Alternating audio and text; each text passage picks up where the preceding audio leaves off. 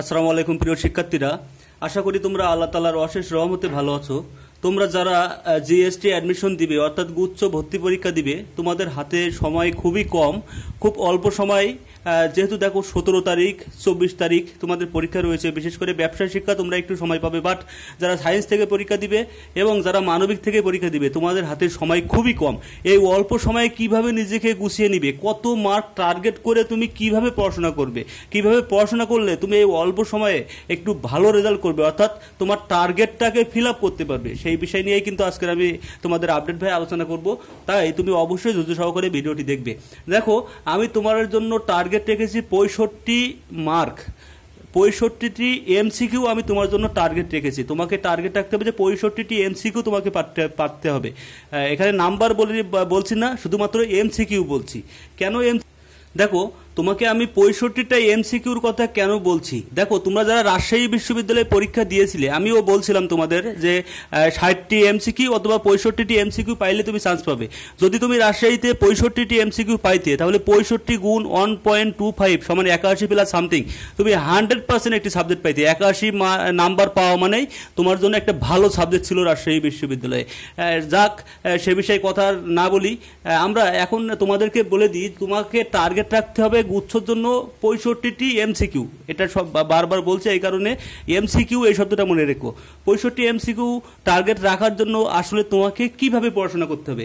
এক নম্বর, তোমাকে রিভিশন দিতে হবে, প্রচুর পরিমাণে রিভিশন করতে হবে, এটা তোমরা জানো। তারপরে বলে রাখি, দেখো তুমি কি রিভিশন করবে, কোথা থেকে রিভিশন করবে, তার জন্য তোমাকে অবশ্যই মডেল সলভ করতে হবে। যে কোনো মডেল, তোমরা যে কোনো সিরিজের মডেল, যে বইটাই কিনেছো সেই বইটা থেকে মডেল সলভ করবে। দেখবে যখন তুমি মডেল সলভ করবে, আমি ধরি একটি মডেলে 100টি এমসিকিউ আছে, 100টি এমসিকিউ ধরি বাংলাতে আছে 30টা এমসিকিউ। ওই 30টি এমসিকিউ থেকে তোমার বারবার যে বিষয়গুলো ভুল যাচ্ছে, যে বিষয়গুলো তুমি বারবার ভুল করছো, ওই বিষয়গুলোকে মার্ক করো, তোমার প্রবলেমগুলো মার্ক করো, তোমার সমস্যাগুলোকে চিহ্নিত করো। যদি তোমার সমাসে ভুল যায়, সমাসটাকে মার্ক করে রাখো। যদি কারকে ভুল যায়, কারক মার্ক করে রাখো। যদি তোমার নত্যবিধান সত্যবিধানে ভুল যায়, সত্যবিধানকে মার্ক করে রাখো। এখন মার্ক করার পরে তুমি আসলে কি করবে, এই টিপসটা তুমি অনুসরণ করলে আমি শিওর 100% তুমি 65 এমসিকিউ টার্গেটটাকে ফিল আপ করতে পারবে। এটা শেষ মুহূর্তের প্রস্তুতি। আমিও কিন্তু এইভাবে প্রস্তুতিটা নিয়েছিলাম যখন আমি তোমাদের মতো পরীক্ষার্থী ছিলাম, বিশ্ববিদ্যালয়ে ভর্তি পরীক্ষার্থী ছিলাম।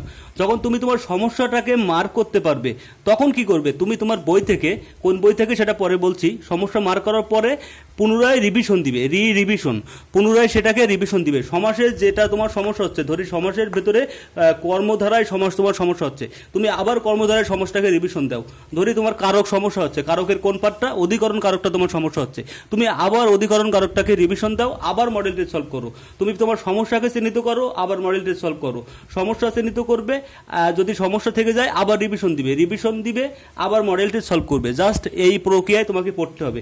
এখন এই শেষ মুহূর্তে তুমি কি কি পড়বে, দেখো কি কি বই পড়বে আমি বলে রাখি। তুমি মডেল টেস্ট বুক পড়বে, যে কোনো সিরিজের মডেল টেস্ট, যে তোমার বাসায় যেটা থাকবে ওই মডেল টেস্টটাকে তুমি সলভ করবে। দেন কি করবে, যেহেতু তোমার জন্য সময় খুবই অল্প, খুবই কম, তারপর তুমি যখন মডেল টেস্ট সলভ করবে, যদি তোমার সমস্যা মার্ক হয়ে থাকে, সমস্যাগুলো থেকে থাকে, তারপর তুমি তোমার টেক্সট বুকটাকে পড়াশোনা করবে। টেক্সট বইয়ের ভেতরে শুধু পড়াশোনা না, তোমরা এর পূর্বে কিন্তু দাগিয়েছো টেক্সট বইয়ের ভেতরে কোন কোন অংশটা তোমাদের জন্য ইম্পর্টেন্ট, কোন টপিকটা থেকে বেশি কোশ্চেন আসতে পারে, তোমরা কিন্তু অন্য অন্য কলম দিয়ে অবশ্যই মার্ক করে রেখেছো, দাগিয়েছো। ওই জিনিসটা আবার রিভিশন দিবে। বিশেষ করে এই রিভিশনটা তোমার অনেক কাজে আসবে।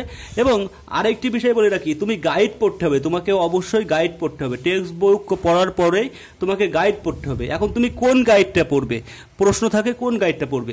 আমি তোমাদের জন্য বলে রাখি, এইচএসসি যে গাইডটা রয়েছে তোমাদের, তোমরা এইচএসসি যে গাইডটাই কিনে থাকো না কেন, ওই গাইডটাই পড়বে। যদি কারোর গাইড না থাকে, টেস্ট পেপার থাকতে পারে, টেস্ট পেপারও পড়তে পারো। এবং অ্যাডমিশন সিরিজের যে গাইডটা রয়েছে সেটাও পড়তে হবে। অ্যাডমিশন সিরিজ এবং টেস্ট পেপার গাইডটা একটু পার্থক্য বলে রাখি। ধরো তোমার এক দাগে ছিল আর্টিকেল, এই যে আর্টিকেল, দেখো আর্টিকেল। এখন আর্টিকেলের জন্য তুমি কিন্তু এইচএসসি টেস্ট পেপার সলভ করেছিলে, সেই টেস্ট পেপারটাও পড়তে পারো। পাশাপাশি তুমি আর্টিকেলের জন্য তোমার অ্যাডমিশন সিরিজের যে বইটা আছে, মাস্টার হইতে পারে, কম্পিটিটিভ এক্সাম হইতে পারে, সর্স প্রকাশনের হতে পারে, অ্যাপেক্সের হইতে পারে, এমন টাইপের অ্যাডমিশন সিরিজের জন্য যে বইটা কিনছিলে ওইখান থেকে রিভিশন দিবে। আমি আবারও বলি, তুমি এই বইগুলো যখন পড়বে, যে টপিকটাই তুমি পড়বে না কেন, ওই টপিকটা তুমি এইচএসসির গাইড বা টেস্ট পেপার থেকে পড়বে। আগে টেক্সট বুক পড়বে, তারপর এইচএসসির গাইড বা টেস্ট পেপার থেকে পড়বে, এবং সর্বশেষ তোমার অ্যাডমিশন সিরিজের যদি গাইডে ওই অংশটা থাকে, অ্যাডমিশন সিরিজটাও অবশ্যই, অ্যাডমিশন সিরিজের বইটা থেকে অবশ্যই এটা সলভ করে রাখবে। দেখবে যে তোমার তাহলে গোটা মোটামুটি একটা ভালো প্রিপারেশন হয়ে যাবে। এবং আমি তোমাদের বলবো যে তোমরা কত ঘন্টা পড়াশোনা করবে সেটা কোনো গুরুত্বপূর্ণ বিষয় নয়। গুরুত্বপূর্ণ বিষয় হলো তোমাকে 65 MCQ পাইতে হলে তোমার যে উইক জোনগুলো আছে, উইক জোনগুলো স্ট্রং জোনে পরিণত করার জন্য যত ঘন্টা সময় তোমার দরকার, যত ঘন্টা সময় প্রস্তুতি নিলে আসলে তুমি 65 করতে পারবে MCQ, তত ঘন্টা সময় নিজেকে প্রস্তুতি নাও।